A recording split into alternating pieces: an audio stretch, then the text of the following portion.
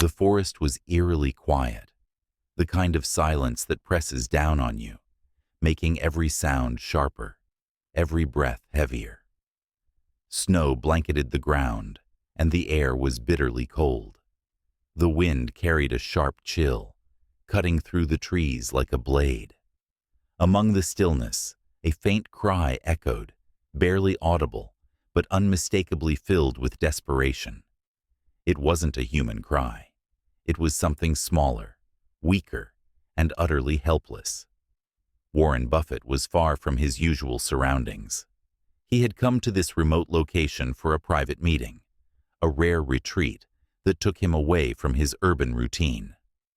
Wrapped in a thick coat, he was enjoying a solitary walk through the snow-covered trail, his mind drifting between business strategies and the serenity of nature.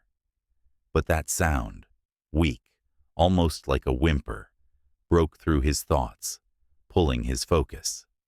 He stopped in his tracks, straining to hear it again. For a moment, the wind picked up, drowning out everything else. Then it came again, a soft, pitiful cry, somewhere to his left. Warren frowned, his instincts telling him something wasn't right. He turned toward the sound, his boots crunching in the snow as he moved cautiously through the trees. The sight stopped him cold. Nestled in the snow, barely visible against the white landscape, was a tiny baby bear. Its fur was matted with frost, its body shivering violently as it struggled to lift its head. It looked up at Warren with wide, tearful eyes, its cries weak but filled with an unmistakable plea for help. Warren's heart clenched at the sight. For a moment, he was frozen, unsure of what to do. The bear cub was so small, so fragile, and it was clear that it wouldn't survive much longer in the freezing cold. He scanned the area, looking for any sign of the cub's mother, but there was nothing. The forest was empty, lifeless except for the tiny creature struggling to cling to life. "Where's your mom, little one?" he murmured, his voice low and soft, more to himself than the cub. The bear gave another weak cry, its tiny paws barely moving as it tried to shift in the snow. Warren knelt down slowly, his movements careful, not wanting to frighten the cub. The closer he got, the more he noticed. Its fur was damp and dirty, and there was a small cut on one of its hind legs, the blood dried and dark against its pale fur. It looked like it had been through something terrible. Warren reached out, his hand hovering just above the cub. He hesitated. This wasn't something he had ever prepared for. How to help a wild animal, let alone a baby bear? But the thought of walking away, leaving it to freeze, was unthinkable. Finally, he placed his coat gently over the cub, wrapping it with as much care as possible. The tiny creature flinched, but didn't resist, its strength too drained for anything more. As he carefully lifted the cub into his arms, its small body pressed against his chest, he could feel how cold it was. The shivering was almost violent, and its breathing was shallow, each breath a struggle. Warren's mind raced. He couldn't leave it here, but taking it with him was a risk. Wild animals weren't meant to be handled, and there was no telling how this might end. But then the cub opened its eyes, looking directly at him. There was something in its gaze, trust, desperation, and something else he couldn't quite place.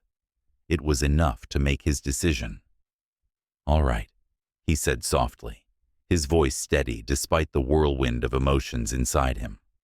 "Let's get you somewhere warm." As he turned back toward the trail, the cub nestled closer into his coat, its small body trembling against his. Warren moved quickly, his footsteps crunching in the snow, his thoughts racing. What had happened to this cub? Where was its mother? And why did it feel like this encounter was more than just a coincidence? Warren hurried through the forest, the baby bear nestled close to his chest, its tiny breaths shallow and uneven. The weight of its fragile body pressed against him, and he felt an overwhelming urgency to get it to safety. The freezing air bit at his face, but he didn't slow down. Every cry the cub made was like a plea, a reminder that its survival depended on him. As he approached the cabin where his team was waiting, Warren debated whether to involve anyone else. He was used to handling situations himself, carefully calculating his decisions. But this was different. It wasn't a boardroom. It was life or death for this tiny creature. He pushed open the door, and the warmth of the cabin washed over them. The sudden heat made the bear stir, letting out a faint whimper. One of his assistants, Sarah, looked up from her laptop, her face immediately filling with shock. "Mr. Buffett, is that a bear cub?" she asked, her voice a mix of disbelief and concern. "It is," Warren said calmly, setting the cub down on a blanket near the fireplace. "I found it in the snow, freezing. It wouldn't have survived much longer." Sarah hesitated, her gaze shifting between Warren and the bear. "But what about its mother? Isn't it dangerous to take a cub like this? What if the mother comes looking for it?" Warren shook his head. "I looked. There's no sign of her. And the cub, it's injured." He pointed to the small cut on the cub's leg. "It needs help. We don't have time to worry about hypotheticals." The cub let out a soft cry, curling into the blanket. Its tiny body trembled, and Warren couldn't help but feel a pang of guilt. He was doing what he thought was right. But was it enough? Sarah crouched beside the cub, her worry softening into compassion. "We should call someone, maybe a wildlife rescue organization," she said. "They'll know what to do." Warren nodded, but before Sarah could make the call, another assistant, Michael, walked in. His face darkened when he saw the cub. "This is a bad idea," he said bluntly. "You can't just take a bear cub. It's illegal to handle wildlife like this without proper authorization." "It's illegal to let it freeze to death, too," Warren replied, his tone sharper than usual. He rarely raised his voice, but the situation had frayed his patience. "I wasn't going to leave it there." Michael looked unconvinced, but didn't argue further. Sarah quickly made the call to a local wildlife rescue organization, explaining the situation. "They said they'll send someone," she told Warren, "but it might take a few hours. They're dealing with other emergencies." Warren nodded, his gaze fixed on the cub. The little bear's eyes fluttered open briefly, meeting his with a weak but trusting expression. It felt like the cub understood it was safe, even if only for now. But then, something unexpected happened. As Sarah was on the phone, she mentioned the location where the cub was found. The person on the other end paused, then asked a question that made Sarah's eyes widen. "They said that area has been flagged recently," she said after hanging up. "There have been reports of illegal poaching nearby. They think the cub's mother might have been killed." The room fell silent. Warren's jaw tightened, and his fists clenched at his sides. The idea of someone killing the cub's mother for profit or sport was infuriating. It wasn't just about the bear anymore. It was about a larger issue, one that Warren couldn't ignore. "We need to do more than just save this cub," he said firmly. "If there are poachers operating in this area, we need to stop them." Michael frowned. "You're talking about getting involved in something way outside your expertise. This isn't a business deal." Warren's eyes flashed with determination. "No, it's not," he said. "But I have the resources to make a difference. If someone is profiting from destroying lives like this, I won't stand by and watch." The tension in the room was thick, but no one challenged him further. Warren turned his attention back to the cub, gently stroking its tiny head. The bear let out a soft sound, a mixture of relief and exhaustion. Warren's resolve hardened. Saving this cub was just the beginning. As the hours passed, the warmth of the fire began to revive the baby bear. Its shivering lessened, and it let out faint, almost hopeful sounds as it curled deeper into the blanket. Warren sat nearby, his thoughts racing. The mention of poachers had turned what seemed like a moment of compassion into a far bigger and darker problem. He wasn't just saving a cub anymore. He was stepping into something that might have dangerous implications. The wildlife rescue team was still hours away, and the cabin had grown quiet. Sarah busied herself tending to the bear, gently cleaning the small wound on its leg while Michael paced, clearly uneasy with the situation.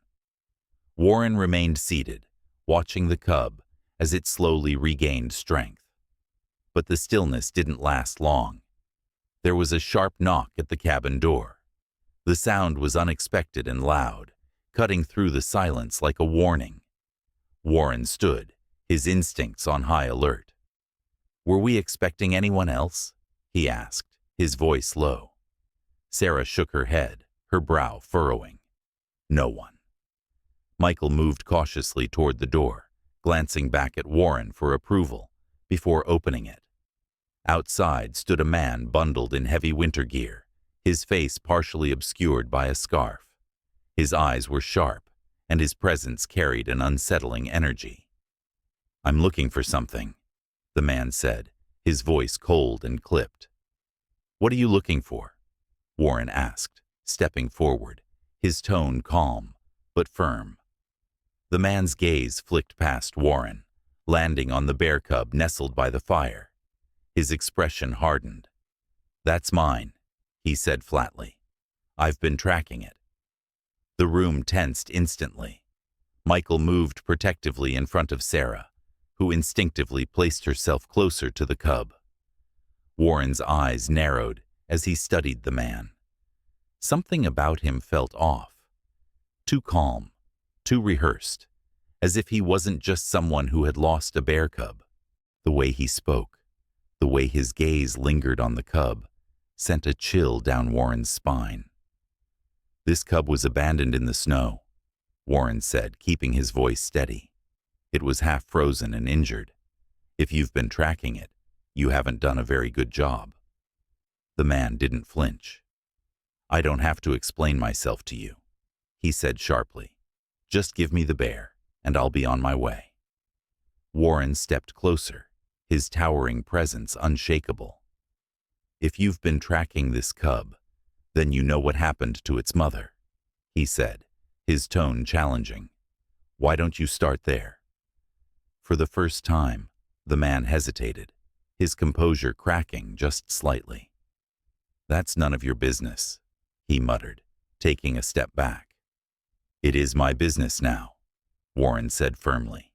"You see, when you leave a defenseless animal to die in the cold, it becomes everyone's business. And if you're involved in something illegal, I suggest you think carefully about your next move." The man's eyes narrowed, and for a moment, the tension was thick enough to cut with a knife. Then, without another word, he turned and walked away, his boots crunching in the snow.